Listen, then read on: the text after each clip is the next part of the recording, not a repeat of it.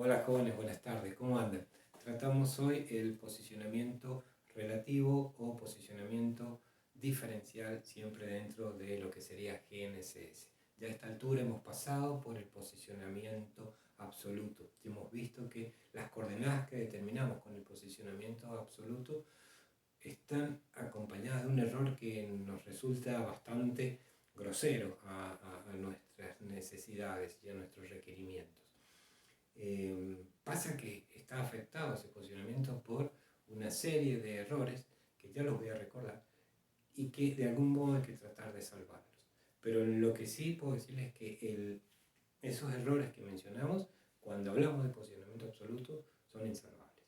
Tal sería el caso del retardo por ionósfera, el retardo por troposfera, el error de efemérides transmitidas y el error de correlación.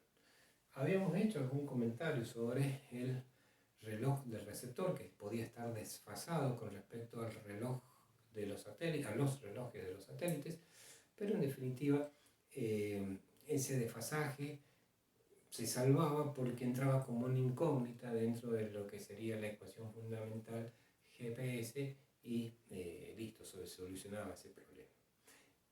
Y no lo mencioné porque no eran errores propios del posicionamiento absoluto, pero hay otros efectos que no mencioné y que en este momento me parece indicado comentarles algunas cuestiones. Un caso sería el caso del multipath. El multipath también conocido como multicamino, en realidad significa multicamino, y lo que estaría pasando en esta situación es que la señal que sale del satélite no llega en forma directa al receptor, sino que puede llegar a través después de haber rebotado, por ejemplo, haber rebotado en un edificio.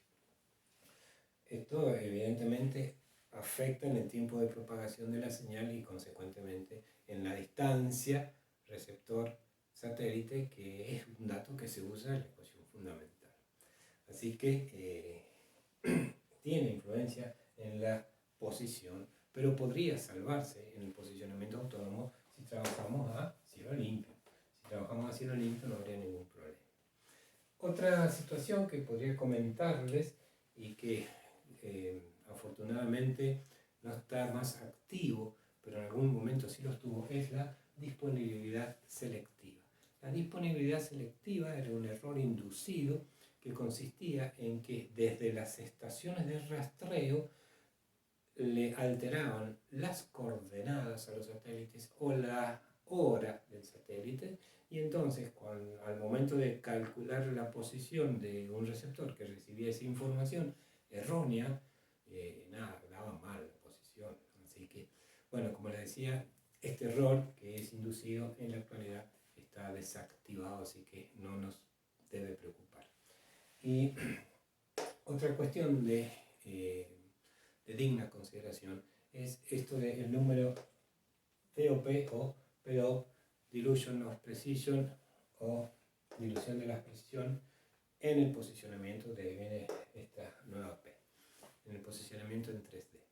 Tenemos posicionamiento en 2D, es decir, horizontal, dilución de la precisión en el posicionamiento vertical, etc. Pero nos vamos a quedar con el PDOP, que es en 3D, horizontal y vertical en forma simultánea.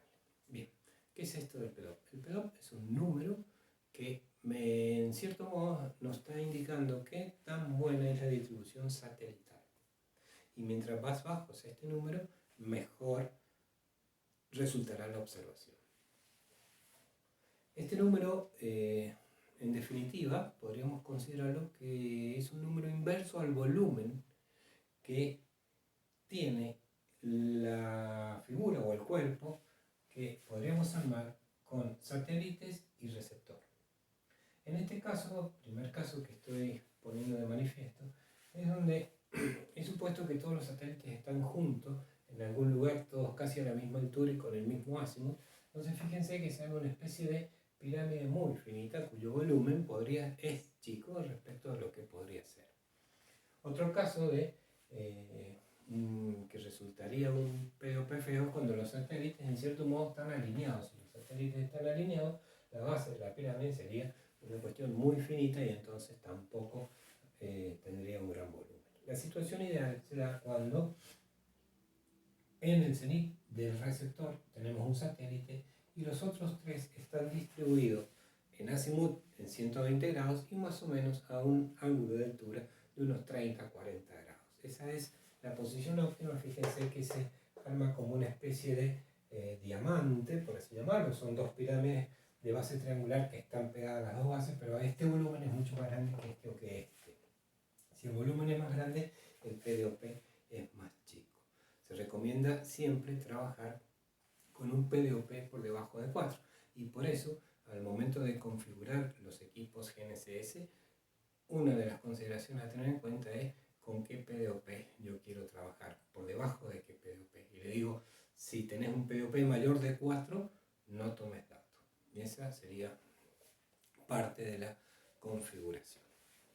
Bien, habiendo hecho este comentario, entendido lo que les he contado, vamos a pasar al concepto del posicionamiento diferencial o relativo. Este posicionamiento consiste en que yo haga observaciones con dos receptores en forma simultánea durante un periodo determinado, que podrán ser 20 minutos, podrán ser 2 horas, podrán ser 7 horas o alguna vez fueron 7 horas, etcétera, etcétera.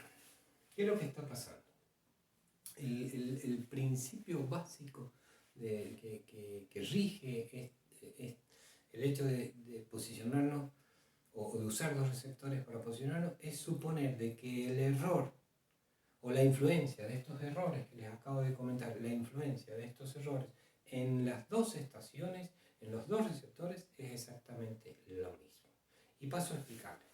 Imaginemos que del satélite 3 sale la señal que va a llegar obviamente al receptor 1 y al receptor 2. La señal que llega al receptor 1 y que llega al 2 y que sale del 3 va a pasar por una concentración de iones, va a tener un determinado retardo ionosférico. Pero para los dos receptores, la señal que sale de 3 tiene el mismo retardo. Por ejemplo, si analizamos la señal que sale de 2 y a lo mejor la ionosfera tiene mucho menor influencia, pero va a ser exactamente la misma influencia de ionosfera sobre la señal que sale de 2 y llega al receptor 1 como la que sale de 2 y llega al receptor 2. Y lo mismo podríamos pensar en la señal que sale del satélite 1, donde tenemos mucha mayor influencia de ionosfera, pero la influencia sobre la señal que sale del satélite 1 y que llega a receptores 2 y 1 es exactamente la misma. De igual forma podemos pensar con la troposfera, es decir, los puntos van a estar a 10, 5 kilómetros, 3 kilómetros, 800 metros, 15 kilómetros, 20 kilómetros. Entonces uno debe suponer que si tengo viento en un punto, también tengo viento en el otro, y si hay humedad o frío en un punto, habrá humedad y frío en el otro punto. Así que el efecto troposférico también podemos suponerlo igual en los dos puntos. En cuanto a las efemérides transmitidas, y bueno, si yo tengo el satélite 2 que está acá, pero me está diciendo que va por acá, este error por efemérides transmitidas va a ser exactamente el mismo en los dos receptores. La influencia de este error en el posicionamiento va a ser exactamente la misma. Y el satélite 1 que está acá, pero me dice que va por acá, tenemos ese error de efeméride, entonces este error de efeméride va a influenciar de igual modo en el posicionamiento de cada uno de los receptores, el R1 y el R2. Así que también queda salvado con este tipo de observación. Y en cuanto a correlación, no va a haber correlación porque no se usa el código o no se usa la lectura del tiempo de propagación. La estrategia es otra, ya lo vamos a comentar, pero en este caso no deberíamos hablar de correlación. Pero sí va a aparecer el error del reloj del receptor.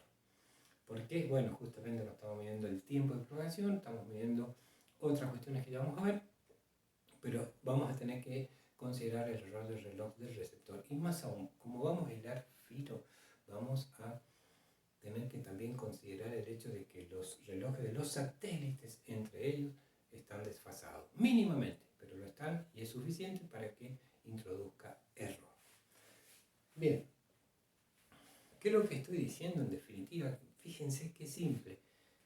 Si tengo los dos receptores acá y estoy leyendo en forma simultánea distintas posiciones, recuerden ustedes que cuando el receptor, a ustedes en la aplicación lo deben haber visto, que se ponían a mirar coordenadas que arrojaba y permanentemente están cambiando, porque está calculando permanentemente la posición porque los satélites se están moviendo. Entonces, para el instante 1, el punto que está acá, los dos receptores cometen el mismo error de posicionamiento y me dicen que esta es la coordenada. Para el instante 2 me dicen que esta es la coordenada. Para el instante 3 me dicen que esta es la coordenada y así sucesivamente. Van siempre cometiendo el mismo error en el posicionamiento en los dos puntos. ¿Qué pasaría si yo agarro todas esas posiciones, las cruzo y calculo los vectores en el instante 1, en el instante 2, en el instante 3, en el instante 4? ¿Qué pasaría? Y después los promedios. Y tendría muy buen vector. No sabría dónde está ese vector posicionado, pero sí tendría la certeza de que el vector va a estar muy bien medido. Y de eso se trata el posicionamiento relativo. Y como se empieza a hilar fino, ya en vez de usar el código SEA, que es el que se usaba, el código de adquisición gruesa, que es el que se usaba para la determinación del tiempo de propagación en el posicionamiento autónomo, dice, no, che, ¿por qué no usamos la fase? ¿Por qué no usamos las fases que tienen una longitud de onda, si es de una sola frecuencia, 19, si es un receptor que tiene dos frecuencias, podrá usar la L1 y la L2, 19, 24 centímetros. Es decir, usar otra regla de medición y claramente más precisa, son 300 metros de ancho de bit contra una longitud de onda de 19 centímetros o 24 centímetros. Es como si para medir una distancia usáramos la cinta del agrimensor que tiene chaponcitos cada 20 centímetros, una tachita cada 20 centímetros, o usamos una cinta que esté milimetrada. Y claramente la precisión de lectura en la milimetrada va a ser mucho mejor. Bueno, la precisión, si usamos las portadoras L1 y O, es decir, L1 o L1 y L2, va a ser mucho mejor. Va a ser mucho más preciso. Bien. Pero como vamos a usar las portadoras, cambia el fundamento para la medición de la distancia. ¿Recuerdan que en el posicionamiento autónomo la distancia se medía como el delta t de propagación de la señal por la velocidad de la luz? No, acá lo que vamos a imaginar es lo siguiente.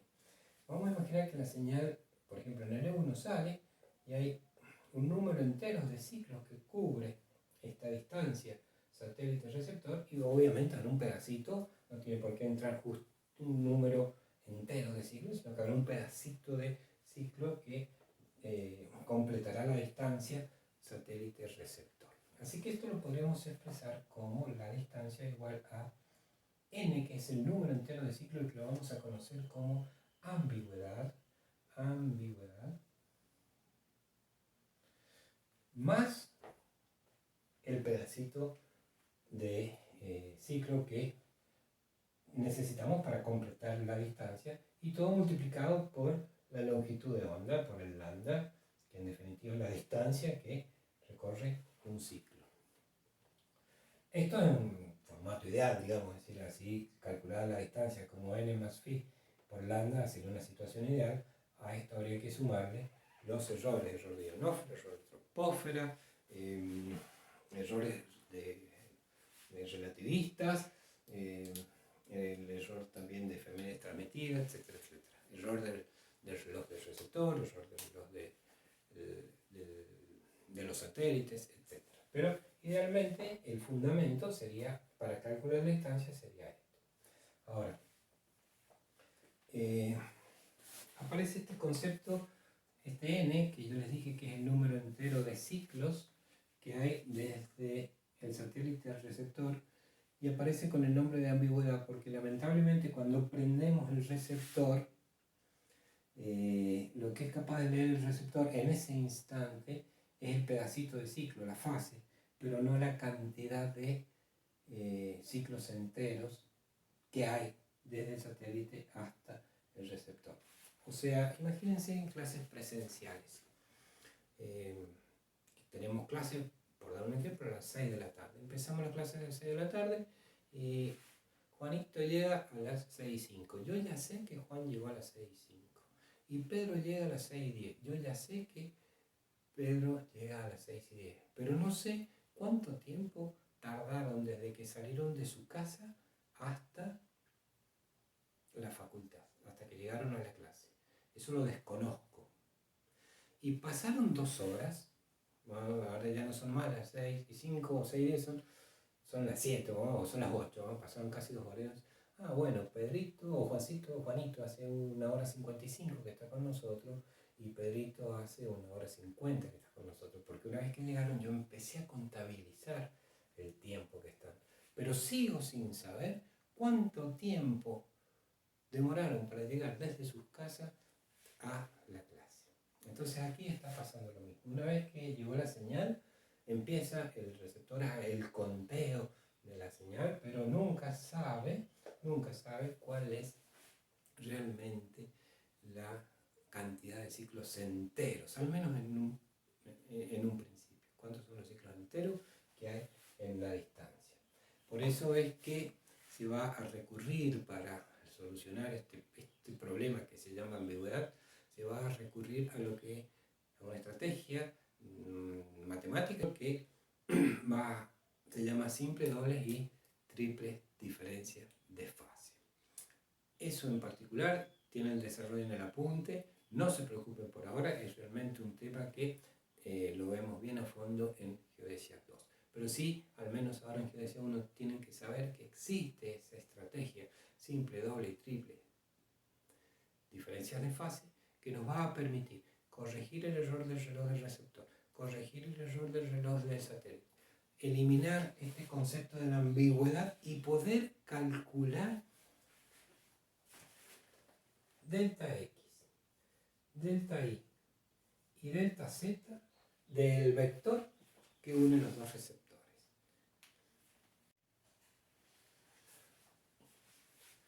En definitiva, lo que les quiero transmitir es que con un software adecuado se pueden procesar observaciones donde con una estrategia que se conoce como simple, dobles y triple diferencia de fases, nos va a devolver las componentes del vector que separa los dos receptores.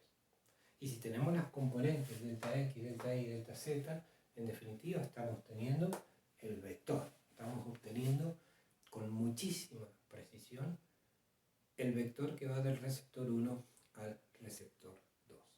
El problema es que estas componentes del vector no sabemos si las tenemos muy bien medidas, tenemos muy bien medido el vector, lo tenemos muy bien orientado, pero no sabemos si va acá, si va acá, o si va acá, o si va acá. Entonces, sí o sí, cuando hablamos del posicionamiento relativo, necesitamos de las coordenadas conocidas de uno de los puntos. Es decir, un punto tiene que estar estacionado, un receptor tiene que estar estacionado en un punto de coordenadas conocido, que se lo va a llamar base. Y entonces, este vector que no sabía cómo ubicarlo, lo ubico a partir de la base y me estará dando las coordenadas del punto de llegada, al cual se lo suele conocer como desconocido o rover. Matemáticamente lo que les estoy diciendo es que a las coordenadas cartesianas x y z, el punto 1 base, le sumo el delta x, delta y, delta z que ha sido determinado por el procesamiento y entonces terminamos obteniendo x, y z del punto 2, del punto rover, del punto de llegada, y obviamente esto lo podrás transformar a LBH y entonces el soft devolvernos el valor de LBH. Pero guarda, tuvimos que cargarle al soft no solamente los archivos de observación de los cuales ya hablo, sino que también tuve que cargarles un punto de control, un punto base. Este receptor estuvo estacionado en esta coordenada. Y les dije, vamos a hacer un procesamiento. ¿Qué es lo que procesamos? Lo que procesamos es concretamente un archivo de observación. ¿Se acuerdan que en algún momento les dije que puse un ejemplo, que si llegaba a clase, que si eran las 8, había pasado ya 1 hora 50, que había llegado Pedrito, 1 hora 55 que había llegado Juanito? Perfecto. Bien, ¿por qué? Porque una vez que llegaron yo empecé a contar el tiempo. Lo mismo pasaba con el receptor. Una vez que lo enciendo, la señal está y apenas lo enciendo empieza a contar las señales que van entrando. No sabe todo el número entero de ciclos que hay desde el satélite hasta el receptor, pero sí todos los que van entrando. Entonces, le puedo decir, haceme lecturas de la portadora, de la fase de la portadora cada 5 segundos.